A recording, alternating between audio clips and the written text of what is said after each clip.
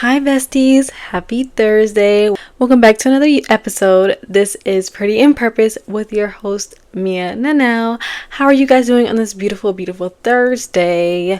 I am here to welcome you all with an episode. I also just dropped another episode on Tuesday. Go ahead and give that a watch. If you want to be delusional, go ahead and give that one a watch. Today we will be talking about healing that good girl wound. Y'all know what I'm talking about. We all know what I'm talking about. I could talk about this for hours and hours and hours because I know a lot of people are people pleasers and have always had that good girl wound. And y'all, I'm so tired of it. I'm 20 and have suffered with it for so long, and it doesn't do anyone justice but the people we're pleasing. So let us get right into today's video. So in case you don't know what the good girl wound is, or if you're trying to gauge to see if you have the good girl wound, let me go ahead and break it down to you. So the good girl wound, it kind of focuses on being liked. It people pleases, you people please a lot, and you feel like your worth evolves around those things, about being liked, about pleasing other people, being non-disruptive. And you guys, I am this to a T. Unfortunately, but what can we do? All we can do is really grow from it. So y'all, I hate to break it to you, if you have the good girl wound, you most likely had an issue in your childhood where you were mostly praised for being quiet, for being responsible, for not talking back. Things like this does play a part. I know I had this a lot in my childhood. I was often looked as the responsible one, even though I was a kid. You know, you're not supposed to be so responsible when you're a kid. I was often praised for being so quiet, so to myself, non-disruptive, so not causing a scene, anything like that. So I know I suffered through it, y'all, and boy. So yeah, a lot of time it does happen with women. Women are seen as acceptable, or they're more like, society sees us as more like acceptable because we aren't disruptive, or we don't say no, or whatever the issue is. We just are seen as like almost less than. So I know, I talked about, society sees us as like being non-disruptive and just kind of going with the flow, and so that kind of makes it harder in your future relationships to have that boundary. And society gets mad, or people get mad because we have a boundary, or we're scared to enforce that boundary, y'all. And life is all about boundaries, whether that is your mom, your grandma, your dad, your sister, whoever. Everyone needs boundaries, or everyone will just continue to walk all over you. You need boundaries in your workplace, in your relationships, in anything that you do. You need boundaries for a healthy relationship, like always. So like some things that I know I've suffered with, or I know that you probably suffered with, would be like saying no. For me, it's so hard to say no, even though I want to say no. I have been doing a little bit better at saying no to things that I don't want to do. I don't need to give anyone an explanation on why I say no, on why I do things. Another one would be avoiding conflict. Even though something bothers me, I tend to just suck it up and just be like, whatever. Like I don't have to confront anybody. I shouldn't just make it an issue. It is what it is. But in reality, you guys, make it an issue. If it bothers you, speak up, because y'all, your relationship is not gonna last, or whatever, the workplace is not gonna last. Whatever it is, y'all, you have to find that balance in your life, because just going with the flow with everything is not good for your health, your mental health, your physical health, your emotional health. And you'll look like a pushover. And unfortunately, I am that person. I'm working better at it, with family, with friends, with everyone, because we all need that boundary. Another thing is, I know a lot of people feel guilty for asking what they want, or even if you don't ask for much and you ask for this thing, but you feel like you're asking for too much, or whatever the case is. I know I felt this way. You know what, y'all? You aren't asking for too much. You're asking for a reasonable amount. You're stop trying to. You're not an inconvenience for anyone. And if you inconvenience someone, oh well, they will get over it. Because how many times they didn't ask you for this, and that? You can ask them for something. You can ask them to do something because they're always coming to you and running to you for certain stuff. So they should be able to reciprocate. If they can't, unfortunately, you need to cut that person off because they aren't your friend, your family, whatever the case is. You really just have to differentiate who is there for you and who is just using you. And a lot of people will use you because you are a people pleaser, because you are a pushover, because you don't want to say no. So that's where that people pleaser comes in. And this good girl wound is called being a good girl because it isn't about being kind. It's about being small to make others comfortable. And it's so sad because we shouldn't have to feel small. I feel like I would have a different personality if I wasn't so much praised for being quiet or so responsible. I know I was the oldest kid, whatever going on, but that shouldn't have been put on me. I shouldn't be put on any oldest kid. I know if you're an older kid, an older sibling, whatever, you are praised for being such a responsible person or a responsible sibling. And I was unfortunately that kid. But we live and we learn, and I find ways to comfort my childhood, my inner child. So we're gonna see where that goes. I'm speaking to you guys, but I'm also speaking to myself because I do see that I'm a people pleaser to the max. It is bad, but I'm working on it. I'm getting there. So I know I talked about this already, kinda, but being a good girl holds you back. The good girl wound holds you back. The relationship becomes one-sided. Only one person is getting something out of that relationship, and it's literally the person getting you're pouring so much into that person. They're just gonna keep taking. Why would they stop? Why would they even allow you to stop or even say anything for you to stop when they are literally giving everything you're handing them? So, y'all, I could talk about this all day. I love this topic so much because I feel like your childhood has a lot to do with how you grow up.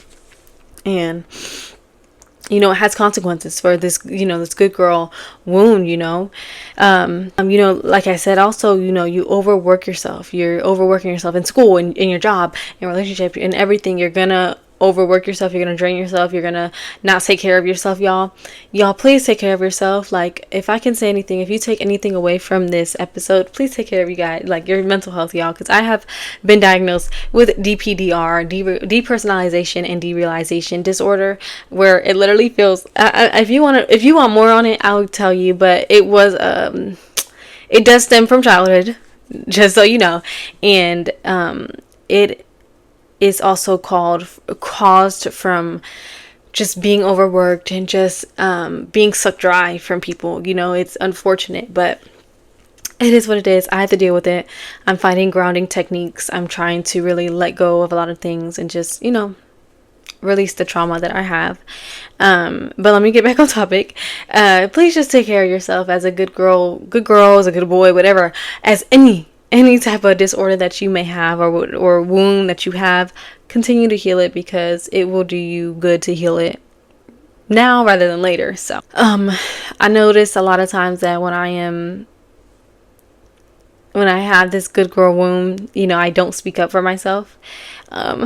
I'm such a victim to this, and I've been trying to do better at speaking up for what I want and what I won't put up with, but it's a work in progress. So just make sure your voice is heard. Your voice matters. You matter. So continue. You're not causing a disruption to nobody. You're not being confrontational.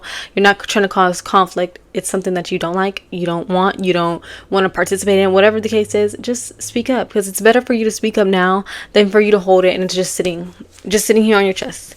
And it's like, oh, it's weighing down on you. It keeps weighing down on you. You're going to regret it in the long run. So, and another way that the good girl wound holds you back is it keeps you from disappointing people. And you don't want to disappoint anybody, but it's life and it happens, and you are going to. And I feel like when you put yourself in that box of like not wanting to disappoint, so you're just giving, you will be drained. You will. Unfortunately, that's what it comes to. And let's not because I also suffer through that. I don't like disappointing anyone. I don't like saying no to nobody. I don't like people feeling like, oh, I'm being mean or whatever, when in reality you're not being mean. It's just something that you have for yourself, and they just have to accept it because it's your life. if you're going to continue to keep living for someone else, then you're not living for yourself. You need to start living for you. So I know we talked about all like about how the wound holds you back and how you shouldn't let it hold you back. But I know you're probably wondering, like, girl, how do I even overcome this? Like, how can I even make the steps toward speaking up, towards stop being a people pleaser? Well, y'all, I'm about to tell you. Just give me 1 second, I'm about to tell you.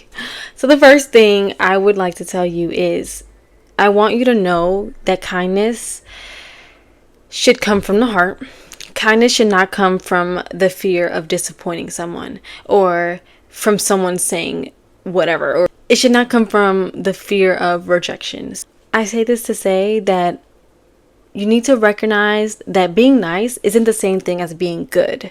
So you can be nice. Like, you can be nice. There is so many ways you can be nice, but get your point across. And there's also a good way of being a good person. There's also a way of being a good role model, whatever, but you have to differentiate the two, or you're going to be stuck in this loop of correlating the two. And they do go hand in hand sometimes, but they don't. When in your case, in the good girl womb, you they don't. Like, you just have to separate them. Kindness, again, comes from your heart. Your niceness comes from your heart. That's who you are, and you just have to get over the fear of rejection. That kindness doesn't equal, or it's not equal rejection, or doesn't automatically mean rejection. Whatever the case is, just know that being nice doesn't make you good, and good doesn't make you nice, if that makes sense. So, another thing, I kind of already talked about it, but I make the points, but I keep like rambling. But, saying no and that just being the full sentence. That's it, y'all. Saying no, and then that's it. You shouldn't have to be like, no, because, yeah, I do this so much. It's so bad. I feel like, I should be able to say no, and that's it. Like, I shouldn't owe anyone an explanation. If I say no, that's it.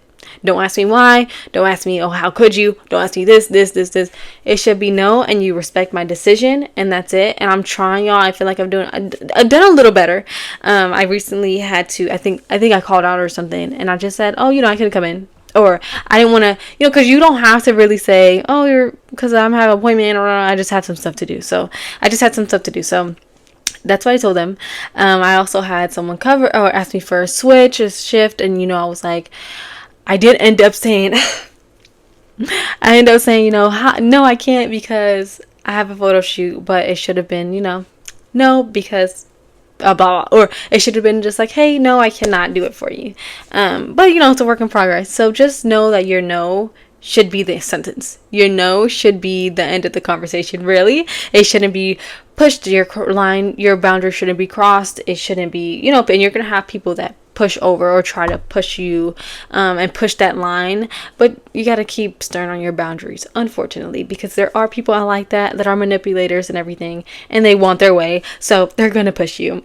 Another thing that really has kind of changed how I think would be, I would ask myself, if I wasn't so scared of what people thought, would I do this? Like, would I make this move? Right? Okay.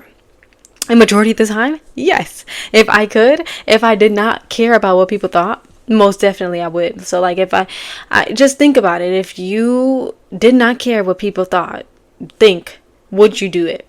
So then do it, because people are going to have their opinions regardless if you're the most nicest person in the world, they're going to have their opinions about you.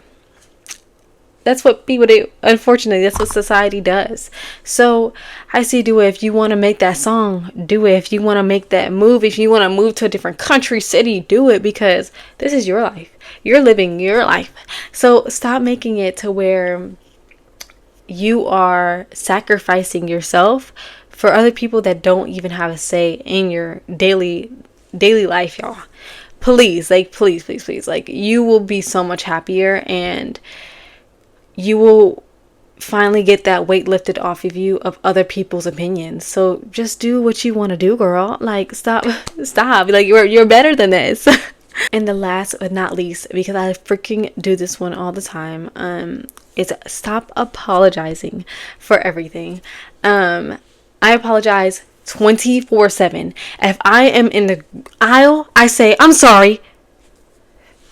girl, you're just moving. You're just moving to the other side. It's not that serious. So I've been trying to do better on that.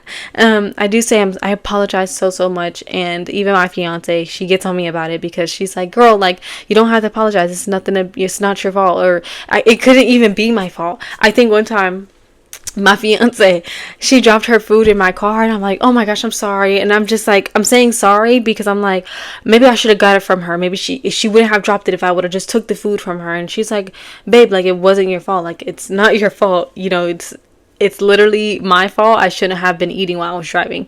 So, you know, we kind of like talked about it, and I'm like, okay, you're right. Like, it wasn't my fault, but I just felt like I should have done something in order, you know, and I dealt with that a lot when I was a kid, which is why I do think I feel like I apologize profusely.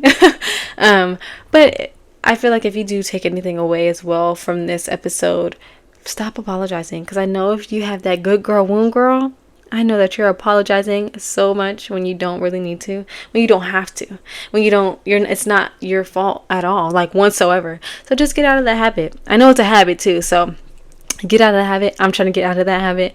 So we're all a work in progress, y'all. It's 2025, y'all, and it really is time to unlearn some of these things that we were, you know, forced to do, you know, when we were kids. It's time to unlearn that your worth is tied to the pleasing of other people when it's not. It's about your happiness. You deserve to be happy as much as that person deserves to be happy. So start making those habits, start building towards that, because you deserve it. If anyone deserves it, it's you, girl. So start going towards that goal. Even you don't even have to start too harsh.